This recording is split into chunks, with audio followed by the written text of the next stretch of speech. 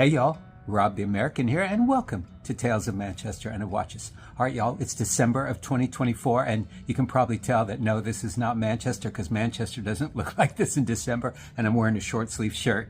But I've been reflecting on the past year watches and decided to do a best of list. Now, it's my own personal list, and keep in mind there have been hundreds of watch releases over the last year. So these are watches that I've either tried on or I've studied online and come into my consciousness. So I hope you'll stick around and find out what they are. All right, one of the watches on my best of list will come as no surprise to those who've been following my channel, and that is it is the Rolex 1908 in platinum. Now, this was announced at Watches and Wonders in April of 2024. The standard versions in white gold and yellow gold were announced the previous year, and those have been easy to come by. But this is the one that I still, to this day, have not been able to try on and see in person. I've been to London and Manchester, of course, and the United States, Amsterdam, even Geneva, and I couldn't get my hands on it. But it has caught my imagination, and I love it. Now, maybe when I actually have it in front of me, maybe it'll be a different story. But as of right now, this is definitely in my top 10. Two of the watches that are on my best of have surprised me, and that's because they are both from the brand Omega. And I've never been an Omega fanboy. I've just never been drawn to most of their watches, but this year I've got two. The first one is the Omega Speedmaster Moonwatch Professional two-tone. Now, I've talked about this on my channel. The version in moonshine, yellow gold, and stainless steel has really won me over. I've tried it on a bunch of times, and I love it so much. When I put it on, I can't explain it exactly, other than it feels like an adult man's watch in the best sort of way. Now, there's somebody doing yard work. I'm going to have to go over there and rip that out of their hands. But we'll carry on. That watch, I think it looks great. I may be alone on this one, but I find it very appealing, very appealing. But the one thing that puts me off is the price. Now, I think it's way overpriced for what you get. It retails for 17,100 pounds, or about 20,000 US dollars, and that's way overpriced to me by maybe a good $5,000.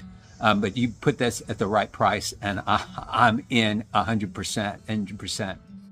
And my second Omega best of for 2024 came out of really left field. It was from debuted in the Paris Olympics, the 2024 Paris Olympics bronze gold specialties. This knocked my socks off. It's a sector dial, sterling silver dial, with a bronze gold alloy that Omega used for the case. It's really like a really milky gold color. It wears beautifully, 39 millimeters, priced right. This watch almost made me forget the Rolex 1908. It looks so good on the wrist. This is definitely one you should go down to your nearest Omega boutique and check this out. 100%. Big winner from, they won the gold medal from Omega. The next watch is from a brand that I have not really looked at on my channel, and that is Raymond Weil. That's one I've seen around, but I've never focused on them. But they came out with and now they announced a watch at Watches and Wonders in April of 2024. The Milsim, I'm probably mispronouncing that right, moonphase, kind of a whole line of dress watches, 39.5 millimeter. So beautiful. Now, I have not had my hands on this one because they're just now getting into the stores, and I happen to be in Chisholm Hunter in the Arndale, and the Raymond Weil rep was there, and I went over and introduced myself, and we are in preliminary talks for me to go to see their whole line after the first of the year. But in the meantime, this Milsim Moonphase, the one I really like is this gold tone. It's a gold PVD coated watch, priced very well, looks super sharp. So put that on your Christmas list for 2024. And another surprise on my best of list is from the brand Frederique Constant. Now, I met those guys when I was in in Geneva in September for Geneva Watch Days, and I happened to go into the hotel where they had, and they were so nice and welcoming, even though they didn't know me and have an appointment. They've just announced a watch called the Moneta Moonphase, sort of similar to the Raymond Weil, but so beautiful. Now this is a smaller watch. It's 37 millimeters, and the price is outstanding. It retails for just under £1,000. I think they've done that because it actually has a quartz movement inside, but from the pictures, it looks stunning, especially for that price for a moonphase. That's one I can't wait to get my hands on. But that's definitely made my best of list. All right, y'all. This should come as no surprise to anybody who knows me. I got a whole line on the best of, and this is the Rolex Day Dates 40. They came out at Watches and Wonders this last year. They announced a new ombre dials, 3 of them actually, that I am ecstatic over. These are some of my favorites of the year. So there are 3. The Day Date 40 with rose gold has an interesting brownish blackish ombre smoky dial with the Roman numerals. That looks amazing. I think that was the one they announced at the Academy Awards, or it had debuted. Then there's the yellow gold with this green, really rich green ombre dial. Wow. And then my personal favorite is the white gold version with the blue ombre dial that I just found in, where did I see that? In Sheffield. Wow, they're all so beautiful. They're all stunning. They're all very expensive, but let me tell you, all 3 of those deserve to be in the best of anybody's list, and I'll fight you for that. Wow. And this choice is late to my list because I just discovered on my Houston, Texas watch prowl, and it's a Grand Seiko. And this year I've kind of been down on Grand Seiko, and that's a topic for another time. But this one has really wowed me. It's the Grand Seiko SBGA 509, and on this watch they use what they call a Kirazuri technique, which is using mica powder to create a unique dial. And this, they've said it's designed inspired by Japanese Lake Suwa with a rosy hue. It retails for about $6,000. It's USA only, limited to 300 pieces. So my good friends in the UK will never ever get their hands on this. I feel terrible about it, but anyway, that's definitely on my best list. If you're one of the lucky 300 to get your hands on this one. I went to the London Watch Pro show. Oh gosh, it was either end of October, beginning of November, and discovered a brand that I'd never heard of. And this brand and watch easily made my top of the year. The brand is Awake, and they're French. And the director was there, and he kind of took me through their watches. This model that they make, called the Son Mai, uses a Vietnamese artistic technique to design these spectacular dials, and I was really drawn to the green, but the red and the blue, they're all very, very special, and they retail for about 2,000 euros, and they do ship all over the world. But in person, oh my God! And the lume on these was another revelation. But definitely check out the Son Mai by Awake. So 2024 seemed to be the year of the square watch, and there's a certain infamous square watch that's been debuted that did not make my best of list, but 2 alternate squarish watches have made my list. And the first one is Maen, M-A-E-N, or Maen, which is Danish, I believe, or Dutch for the word moon. And they have their Manhattan either in 37 millimeter or 39 millimeter. I think the 37 millimeter is an automatic and the 39 is manual round, if I have that right. Both very affordable, look great. And the other squarish watch is Benjamin James Scara 4 automatic, brand new line, micro brand, British well worth checking out, both of those. If you're looking for a square watch, something a little bit different, but both look more expensive than they actually are. So check them out.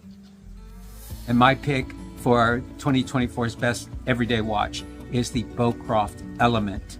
Now, Beaucroft is a British micro brand based in Cambridge, started by two guys. And these watches are terrific. 39.5 millimeters finish, wear beautifully on the wrist. You can get them on a quality bracelet or a strap.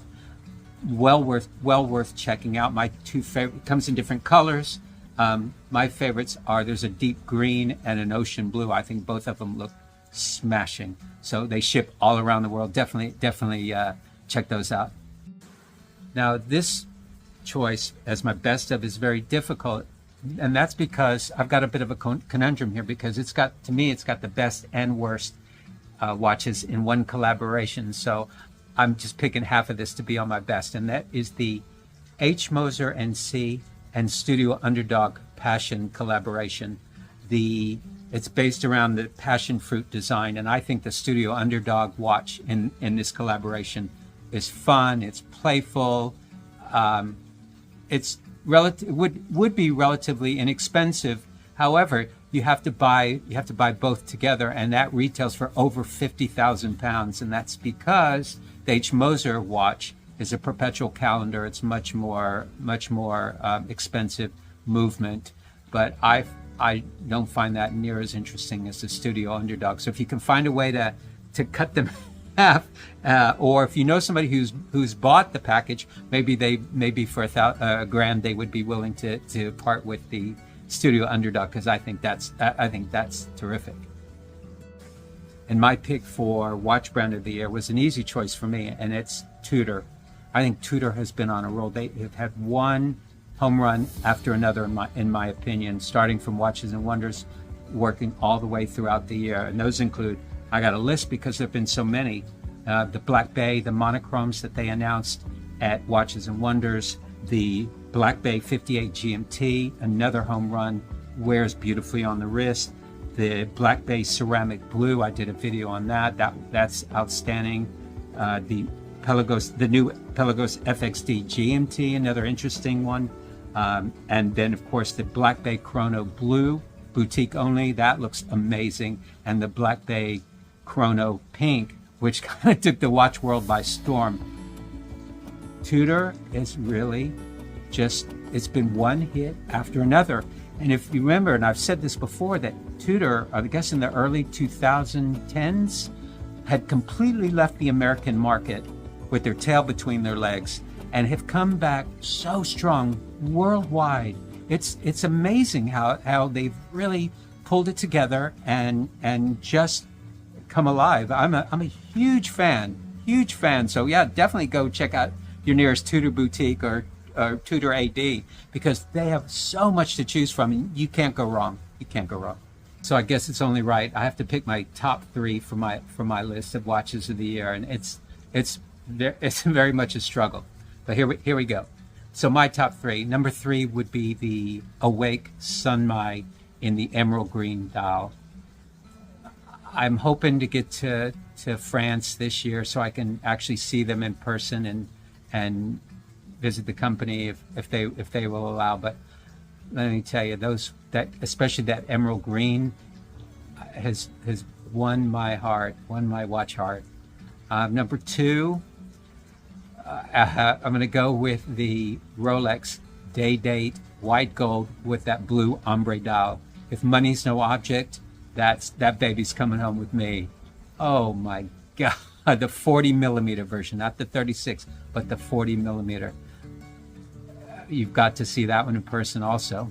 So number 1 shocks me, because anyone who knows me would never think that I would pick an Omega as my top pick of the year. But I have to say, I keep coming back to it, is the Omega Speedmaster Moonwatch Professional two-tone in the yellow gold, moonshine gold, and stainless steel, the two-tone. I can't explain it, but every time I put it on, it makes me smile. All right, y'all, that's it for me with my best of 2024 watch picks. There are way too many watch companies to thank, but I do want to thank them all because they keep coming out with all these great watches, and it drives me insane. But I hope you enjoyed this video, and if you did, please give it a like and subscribe to my channel, and by all means leave a comment down below on your thoughts on any of the watches I've picked today. Perhaps you want to fight me over one of my choices, and by all means leave if you have a watch that you thought I'd forgotten that is your favorite. By all means let me hear about it, and join me again for some more watch talk. Y'all take good care.